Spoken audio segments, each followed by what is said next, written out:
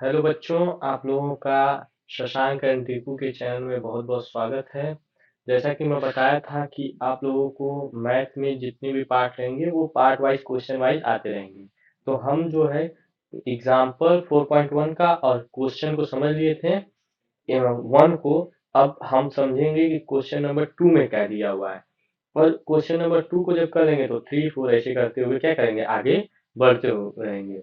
ठीक, अगर सेशन अच्छा लगे तो जरूर लाइक करिए, हमसे जुड़िए। ठीक, ताकि हमको मोटिवेशन मिले, और जो ना समझ में आए पूछिए जरूर। ठीक, अब जैसे कि पहला क्वेश्चन दिया है, कह रहा है कि एक आयताकार भूखंड का क्षेत्रफल 528 मीटर है। देखिए यहाँ पे दिया हुआ है कि एक आयताकार भूखंड का क्षेत्रफल जो है वो 528 मीटर दिया हुआ है। ठीक, और फिर उसके बाद कह रहा है कि क्षेत्र का लंबाई चौड़ाई के दोगुने से एक अधिक है। हमें भूखंड की लंबाई और चौड़ाई क्या करनी है, ज्ञात करनी है।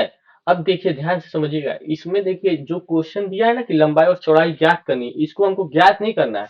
क्योंकि यहाँ पे ऊपर जब देखेंगे ऊपर साइड, तो यहाँ देखिए बोला है कि द्विघात समीकरण के रूप में निरूपित कीजिए। हमको बस द्विघात समीकरण बनाना है। और जब द्विघात समीकरण बनाना सीख लेंगे तो नेक्स्ट चैप्टर में जो रहेगा, हम द्विघात समीकरण को गुणनखंड विधि और विधियों के द्वारा क्या करेंगे, ज्ञात करना सीखेंगे कि कैसे ज्ञात किया जाता है।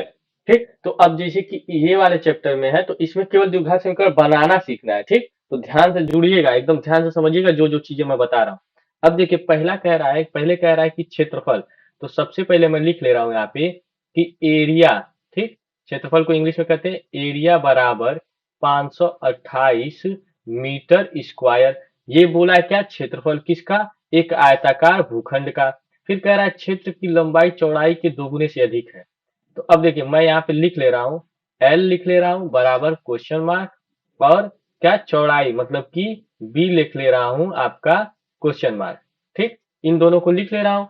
अब ध्यान से समझिएगा, अब यहाँ पे कह रहा है कि एक आयताकार है, तो मैं यहाँ पे एक आयत बनाया हूँ जिससे आपको समझ में आए। आयत का मतलब होता है कि आमने सामने की भुजा बराबर होगी, मतलब कि ये वाली जो भुजा है इसके क्या होगी, बराबर होगी। और ये वाली भुजा जो होगी इसके बराबर होगी, मतलब आमने सामने की भुजाएं क्या होंगी, बराबर होंगी। तो कह रहा है कि लंबाई चौड़ाई से दुगनी है, मतलब कि जो ये लंबाई है, लंबाई हमेशा इसको कंसीडर करिएगा, जो ये वाला एरिया है इसी को कंसीडर करेंगे। ठीक ना, तो ये जो लंबाई है चौड़ाई से दोगुने से एक अधिक है। तो अगर मैं चौड़ाई मान लू एक्स, अब ध्यान दीजिएगा जिसको बोले ना उसी को एक्स मानना है। तो ये बोला चौड़ाई के दोगुने से एक अधिक है, तो मैं चौड़ाई को एक्स माना। ठीक ना, अगर बोलता कि चौड़ाई लंबाई के दोगुने से एक अधिक है तो लंबाई को एक्स मानता। समझ में आ रहा है कि नहीं आ रहा है। ठीक, तो यहाँ पे जैसे ही आप देखेंगे, तो अब ये बोला है कि लंबाई चौड़ाई के दोगुने से, तो चौड़ाई को मैं मान लिया एक्स। अब इसके दोगुने मतलब कि एक्स के, तो एक्स का दोगुना हो जाएगा 2x, उससे एक अधिक है तो +1। ठीक, समझ में आया कि नहीं आया, मैं फिर से एक बार समझा दे रहा हूं कि ये होता है चौड़ाई और ये होती है लंबाई। अब कह रहा है कि लंबाई चौड़ाई के दोगुने से एक अधिक है, कौन, लंबाई। तो इसको मान लिया x और इसका दोगुना कर दिया और उससे एक अधिक कर दिया। अब कह रहा है भूखंड की लंबाई और चौड़ाई ज्ञात कीजिए। इसमें लंबाई चौड़ाई ज्ञात नहीं करना है, केवल उसको समीकरण बनाना है। तो मैं क्या करूंगा कि अब देखिए यहाँ पे जो क्वेश्चन मार्क लगाया था मैं, अब हम लोग को पता चल गया कि ये जो क्वेश्चन मार्क है ये क्या है। अब क्वेश्चन मार्क की जगह लंबाई मुझको पता चल गई है कि लंबाई है 2x+1, क्योंकि हमने माना है। और चौड़ाई क्या है, x है, तो यहां लिख लेंगे क्या, x। अब देखिए आयत का जो क्षेत्रफल होता है वो होता है a बराबर लंबाई इंटू चौड़ाई, मतलब आयत का क्षेत्रफल बराबर लंबाई गुणे चौड़ाई। ये तो आप लोगों को क्लास 6 में पढ़ाया जाता है कि आयत का क्षेत्रफल होता है क्या, लंबाई इंटू चौड़ाई। तो आयत को मैं, आयत का क्षेत्रफल दिया 528, तो मैं यहाँ पे लिख लूंगा 528। और एल की जगह लिख लूंगा, एल की जगह लिख लूंगा 2x+1, और बी की जगह लिख लूंगा इंटू एक्स। अब कुछ नहीं, 528 को ऐसे ही रहने देते हैं। अब बराबर 2x+1 का गुणा इसमें करेंगे। ठीक, इसका गुणा नहीं किया मैं, इसको गुणा करते हैं, फिर से देखिएगा। x का गुणा इसमें करेंगे तो ये हो जाएगा 2x² प्लस x का गुणा 1 में करेंगे तो ये हो जाएगा x। अब मुझको इसको इन दोनों को यही रहने देता है, 528 को इधर लेते आता हूँ, तो मैं लिखूंगा 2x² प्लस x, और 528 इधर आएगा तो -528 इक्वल टू 0। अब बताइए ये द्विघात समीकरण बन गया कि नहीं, क्योंकि इसमें चर जो है वो है x चर है और इसकी अधिकतम घात कितनी है 2 है। बस मुझको समीकरण बताना था, लंबाई चौड़ाई नहीं ज्ञात करना था। लंबाई चौड़ाई हम ज्ञात करेंगे नेक्स्ट चैप्टर में। ठीक, अब ये क्वेश्चन देखिए। अब कह रहा है कि दो क्रमागत धनात्मक पूर्णांकों का गुणनफल 306 है, हमें पूर्णांकों को ज्ञात करना। अब देखिए क्रमागत की बात किया है तो क्रम आगत मतलब होता है जो क्रम से आए, मतलब क्रमागत को अगर शब्द ही देखेंगे तो क्रम आगत मतलब क्रम से आने वाली धनात्मक पूर्णांक संख्या है। अब जैसे कि मैं एक संख्या ले लेता हूं, जैसे मान लीजिए मैं यहाँ पे 1 लिया, इसके बाद 2, इसके बाद 3 ऐसे ले रहा हूं, तो ये एक के बाद 2, 2 के बाद 3 ये क्रम से आ रहे हैं कि नहीं आ रहे हैं?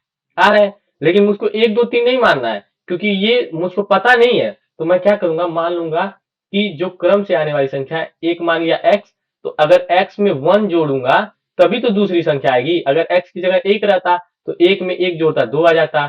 x प्लस 2 कर दूंगा तो 1 में 2 जोड़ूंगा तो कितना आ जाएगा, 3 आ जाएगा। तो कहने का मतलब है क्रमागत, तो 2 बोला है तो मैं 3 नहीं लूंगा, मैं 2 ही ले लेता हूं। अब जो 3 देखेंगे यहाँ पे, 2 देखेंगे यहाँ पे, तो एक हो गया x और एक हो गया x प्लस 1।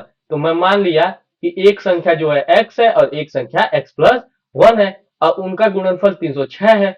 तो मैं क्या करूंगा, लिखूंगा कि पहली संख्या, लिखूंगा पहली संख्या बराबर x और दूसरी संख्या मतलब कि सेकेंड जो संख्या होगी उसको लिख लूंगा x प्लस 1 और इन्हीं का गुणनफल 206 है। तो मैं लिखूंगा x, गुणनफल मतलब होता है गुणा करना, ब्रैकेट में x प्लस 1 और गुणनफल है कितना 306, तो मैं लिख लूंगा बराबर 306। अब इसका गुणा करना मैं बार बार सिखाते आ रहा हूँ, x का गुणा इसमें करेंगे तो ये हो जाएगा एक्स स्क्वायर, x का गुणा इसमें करेंगे तो प्लस x इक्वल टू 306। अब 306 को इधर भेजेंगे तो X square plus X minus 306 equal to 0। अब बताइए ये द्विघात समीकरण बना कि नहीं बना? तो कहेंगे सर हाँ बन गया, क्योंकि इसमें चर की जो अधिकतम घात है वो है 2। तो दोस्तों ये जो दो क्वेश्चन है, इस दो क्वेश्चन को आप प्रॉपर अगर एक से दो बार देखेंगे और सेम टू सेम अगर लिख देंगे तब भी आपको पूरे मार्क्स मिल जाएगा। और कभी भी एग्जाम में आता है तो वो आपको निकालने के लिए कहेगा, न कि समीकरण। ये चैप्टर में केवल हमको समीकरण बनाना सीखना है। ठीक, अगर अच्छा लगा हो तो लाइक एंड सब्सक्राइब करिए, हमसे जुड़िए, उससे मोटिवेशन मिलता है। ठीक, जय हिंद।